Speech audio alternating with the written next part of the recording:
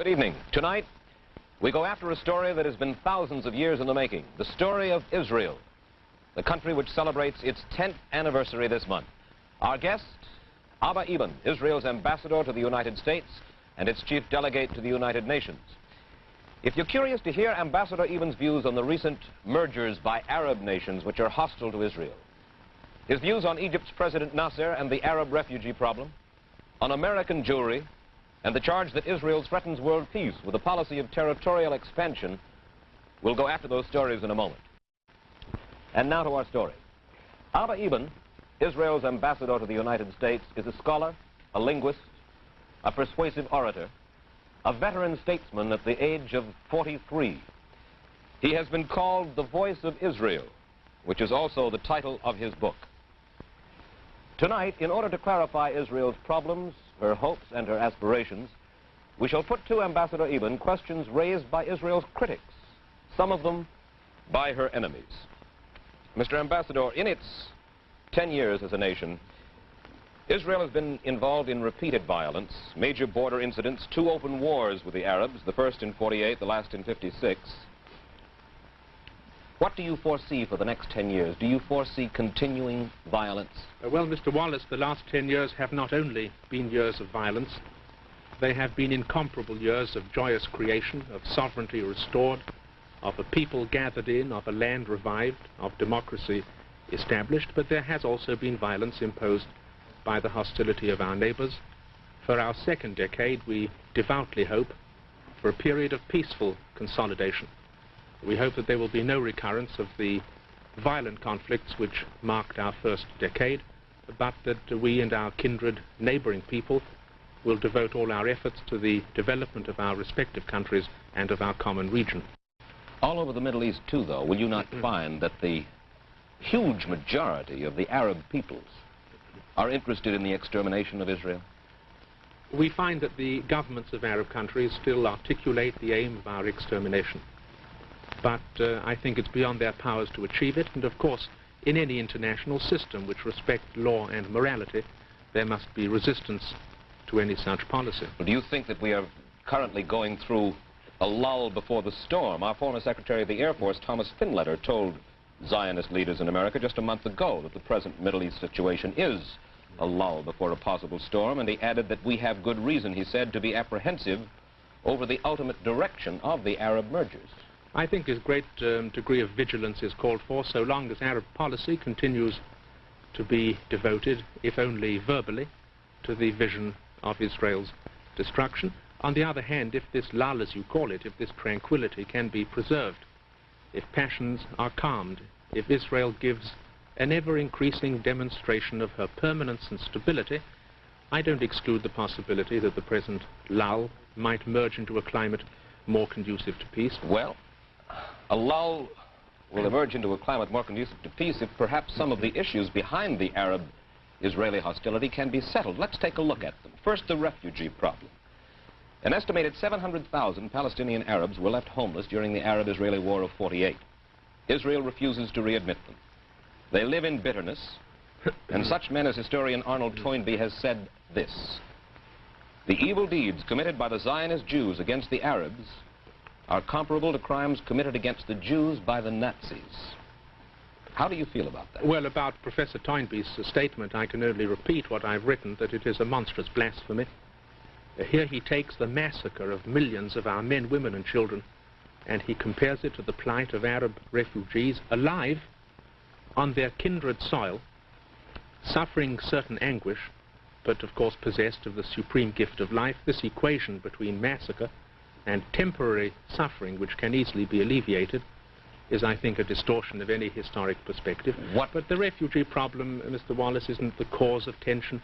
The refugee problem is the result of an Arab policy which created the problem by the invasion of Israel, which perpetuates it by refusing to accommodate them into their expanding labor market, and which refuses to solve a problem which they have the full capacity to solve.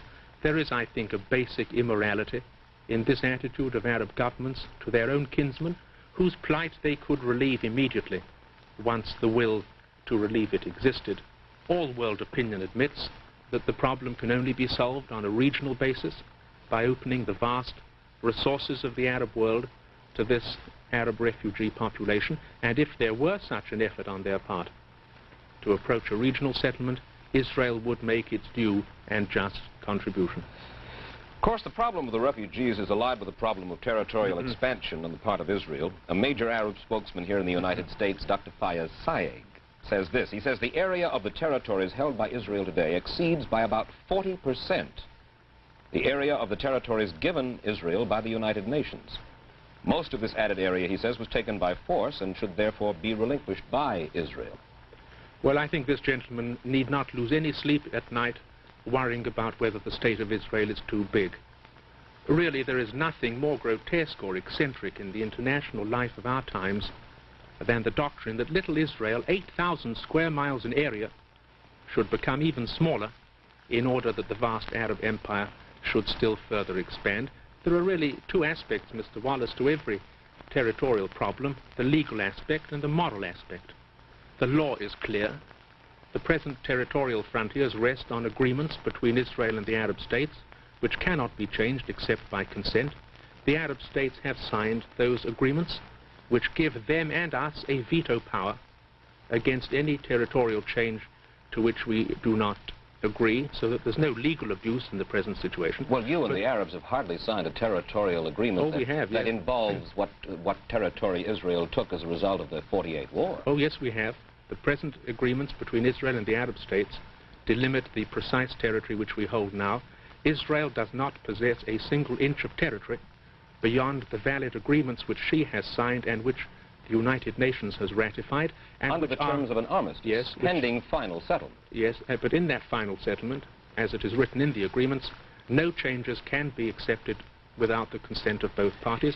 So we are within our rights, and they are within their rights in accepting or refusing any change. So there's nothing whatever illegal about any aspect of the present territorial question, but the moral issue is the most important here. Well, now that's the point that I would like to talk to, if I may. The fact remains, when we talk about morality, the fact remains that Israel benefited territorially from a war, from armed violence. Yes, I'm glad to say that I hope that whenever countries wage a war of aggression, as the Arab states did, that they should be the losers by waging that war of aggression. Well, as a member of the Judaic faith, which cherishes social justice and morality, do you believe that any country should profit territorially from violence? Mr. Wallace, I'm not going into the history of other countries, and I'm not going to analyze how the frontiers of countries which I've seen or in which I've served were achieved. But we have certainly achieved our territorial settlement as a result of agreements, not as a result of violence. It was they who decreed the method by which the present frontiers were achieved. They rejected the 1947 recommendation. We said, let us have boundaries by international agreement. They said, let us fix our boundaries by war. And they made the war. But following the war, we reached agreements, and these agreements define our boundaries, and we and they have agreed that they may not be changed except by mutual consent. But much more important, even than history and law, is this basic moral question. Here we are, 8,000 square miles, perhaps the smallest state in the international community. Here they are, 11 sovereign states, 3 million square miles, 400 times our area, and we have the fantastic doctrine. I will admit it isn't sponsored by any serious government, but one does hear it, the doctrine that this vast, sated, fat, huge, lavish Arab empire should expand at the expense of tiny Israel. Nobody in the world need lie awake at night worrying about whether Israel is too big. When you talk about the huge, sated, fat Arab states, the 11 sovereign states, it is barely possible that you're guilty of some overstatement. There is also in that area tremendous poverty, tremendous desolation. Yes, I'm speaking, Mr. Wallace, purely in territorial terms. They really have no reason to envy us, our 8,000 square miles. Mr. Ambassador, do you foresee further territorial expansion by Israel? Well, I don't like the word further, Mr. Wallace, because, as I've said, our present boundaries rest upon agreements beyond which we have not encroached. But we certainly do not desire to expand our frontiers. I doubt the reality of this issue. We are prepared to accept a guaranteed settlement with the Arab states on the present frontiers. Are they so prepared? I wonder whether the issue isn't one of Arab expansion. Here sit I, the accredited representative of Israel, and I declare that Israel will sign a peace treaty with the Arab states on the present frontier. Now, you get an Arab ambassador sitting here to say that he will have a settlement with Israel on the present frontier, and you'll really have a story. Of course, there is one political party, and a fairly substantial political party within Israel, the Herut Party, with 15 seats in your parliament to the Ben-Gurion Party's 40 seats. One of the Herut's major spokesmen, Dr. Joseph Shechtman, wrote this recently. He said, Zionism is more than Israel. For Zionism, Israel's present territory and population are but a partial accomplishment, and the Herut Party is dedicated to territorial expansion. Is that not so? Yes, but when you've said, Mr. Wallace, that they have 15 members dedicated to expansion, you're really saying, in other words, that there are 115 members not dedicated to expansion. In other words, 85% of the Israeli electorate has put its trust in parties which do not advocate territorial expansion. Therefore, I think one can say that within our democratic process, the concept of territorial expansion has been rejected. Let's move along. Recently in the Middle East, I spoke with the president of the National Bank of Egypt, Hussein Fahmy, who's a member of the Egyptian Economic Council, and he told us this. He said, Israel as a nation is doomed to go bankrupt because the resources are pitifully limited. Some olive and orange groves, a little potash, no fuels, no raw materials to speak of. And its industry, he said, is unable to make enough products to export at a significant profit. Israel can exist only on charity from other nations. What's your answer? Well, I'm deeply touched by this gentleman's concern, but I will say with a definiteness which may surprise you that there is no reason whatever for any skepticism about Israel's economic future. Let me just say what the main facts are which build up into a certainty of success. Take 7 years, 1951 to 1957.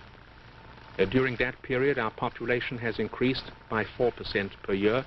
In other words, by some 30% in 7 years. Population increase of 30%. What has happened to our national product in those 7 years? It has increased by 75%. What has happened to our export trade? It has increased by 250%. From a figure of $75 million a year export earnings in 1951 to $203 million export earnings now. In other words, all the trends, all the lines are converging towards success, and we think that our difficulties are transient. These are impressive, basic facts. They are impressive facts, but the fact of the matter is that the balance between imports and exports is still way in favor of imports. Oh yes, there is a very imposing deficit in the balance of payments. It becomes less imposing if you analyze it. The New York Times... It includes, if I may just surely refer to this, all the machinery that we're importing, all the capital goods, all the tractors, the machines, the irrigation pipes to make our economy productive. These are all included on the deficit side. In other words, you're furnishing your house, so to speak. We're like a man who's furnishing a workshop while he's building the furniture and the equipment. Of course, his expenditures are heavy, but he's incurring those expenditures in the cause of ultimate fruition. The New York Times summed up your economic problems at the end of '57 in this fashion. They said the trade deficit remained between $300 million and $350 million, which meant that for another year, Israel continued to depend upon the astronomical contributions of world jewelry, and particularly United States jewelry, to keep her head above water. We're now faced here with talk, at least, and probably the fact of a recession. Were there to be a serious recession, not only here in the United States, but in the world, this could be disastrous for Israel, could it not? Well, we do depend for this transitional period in which our economy is being built upon external aid, and of course, if we were cut off from that aid, we would suffer, but we would not be alone in that. Our economic future depends on very clear guiding posts. Agriculture. We can become independent of all agricultural imports except a few staple products. Minerals. To give you an example, we're earning $1 or $2 million a year from our potash resources. This could become $15 million for that single item. Industry, where we're opening new markets in Asia and Africa. And science, where we look to the new fuels and the new forces of nature to compensate for our relative scarcity in conventional fuels. Talking of America's involvement in all of this, because of the Arab-Israeli conflict, the United States finds itself on the horns of a dilemma. We want Israel's survival and friendship, but we also need the friendship of 40 million Arabs who might otherwise turn to Russia. Do you think that it is in the United States' best interest, therefore, to befriend Israel and risk thereby losing the entire Middle East to Russia? I think, Mr. Wallace, that your country's only course, if I might suggest it in response to your invitation, is to follow a policy of constructive friendship for Israel and for the Arab states. America has sponsored and stimulated the independence of many Arab states. You would have been false to your own traditions of justice and equality if you had enabled them to become independent in 11 countries and not enabled our people at the climax of its agony to achieve its modern domain of independence. I think that if your policy makes it clear that you seek the friendship of Israel and of her neighbors, not at the expense of each other, and that you regard these friendships as reconcilable within your policy, I believe that that would be respected by us and by them. You don't believe that friendship for Israel on the one hand and the Arab states on the other are necessarily mutually self-canceling? I think not, Mr. Wallace, and many countries manage, as your own country does, to reconcile these two elements in its policy. Ambassador Eban, in a moment I would like to ask you about the role of the American Jew in Israel's and Zionism's future. According to a leading anti-Zionist here in the United States, Rabbi Elmer Berger, the Zionist Israeli axis, he says, imposes upon Jews outside of Israel, Americans of Jewish faith included, a status of double nationality, which he charges is both artificial and dangerous. In a moment, I'd like to get your opinion of that charge. And we'll get Abba Eban's answer in just 60 seconds. Now then, Mr. Eban, regarding the American Jew and the State of Israel, as I said, the anti-Zionist Rabbi Dr. Elmer Berger has written that the Zionist Israeli axis imposes upon Jews outside of Israel, Americans of Jewish faith included, a status of double nationality, a status which he deplores. What's your answer? Well, Mr. Wallace, I have so many pressing duties that I don't follow the wisdom of this gentleman perhaps as closely as I should. I will only say this, that we ask no allegiance, we seek no loyalty from anyone who is not a citizen of Israel. There is a kinship of spirit, of emotion, of historic memory between us and those who share our faith throughout the world. If American Jews wish to express that kinship, it is for them so to do. If not, then that also is their decision. We, as a free nation speaking to a free nation, set forth the reasons why we believe they will find it infinitely rewarding to draw upon our common heritage and to sustain us in our great historic enterprise, but it is their decision and we impose nothing on them at all. Your own Prime Minister, David Ben-Gurion, wrote back in 1953 this. He said, when a Jew in America speaks of our government to his fellow Jews, he usually means the government of Israel, while the Jewish public in various countries view the Israeli ambassadors as their own representatives. Wouldn't that appear anyway to support Rabbi Berger's statement? I think not, Mr. Wallace. I'm sure that the Prime Minister was speaking in these terms of historic sympathy. We do evoke a certain affection, certain impulses of responsibility, but the clear division of political allegiance is, I think, fully understood on both sides. We impose nothing upon them. We seek, as I've said, no allegiance from them. There is a kinship of history which both they and we seek voluntarily to express, and for which there are so many examples, both in our own tradition and in yours. Would a Jew, in your estimation, would a Jew be any the less a Jew if he were opposed to Zionism and to Israel? Well, we're dealing here with subjective terms about Yes. more of a Jew or less of a Jew. I think it is for Jews outside of Israel to determine the exact degree and measure of their intimacy with us. We believe that Israel's emergence is the greatest collective event in the history of the Jewish people, and that there is no pride and no dignity for a Jew, such as those to be found in giving aid and sustenance to Israel in the great hour of her resurgence. I still, if I may say so, sir, do not feel that you've been responsive to that question, though. Can a Jew be a good Jew and still be opposed to Zionism and to Israel? I think that's for him to decide. Well, I would of course say it is, but in your estimation... In my own personal interpretation, I would say that a man who opposed the state of Israel and the great movement which brought it about would be in revolt against the most constructive and creative events in the life of the Jewish people, and it's a fact that the great majority of our kinsmen everywhere are exalted and uplifted by these events. But Judaism is a religion, sir. It is a religion, and it is a peoplehood, and it is a civilization, and it is a faith, and it is a memory. It is a world of thought and of spirit and of action, and it cannot be restrictively defined. Therefore, in your estimation, again, to be a good Jew, one has to be more than just a religious practicing Jew.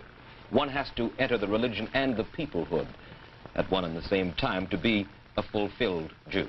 I believe that religion has been the field in which the genius of our people has been most profoundly stirred, but that being Jewish goes beyond this vital domain and covers a whole complex of spiritual and other emotions, and that to live within the fullness of Jewish history is a deeply satisfying experience. Recently, David Ben-Gurion said, "I still don't believe it's possible to enjoy the full Jewish life outside of Israel." Well, to be quite frank, Mr. Wallace, we think highly of our country. We believe that we have achieved a reunion of the conditions of its greatness. This was the people, this was the land, and this was the language out of whose previous reunion great events flowed for us and for mankind. And we believe that the perfection of our destiny in the world can only be found through this great act of restoration which has happened in our lifetime. We wish well to our brethren outside our frontiers, but we do believe that there is a special historic and spiritual quality in the life of a free Jewish citizen in Israel reborn. I thank you, sir, for coming and spending this half hour with us. I congratulate you upon your 10th anniversary. Thank you very much.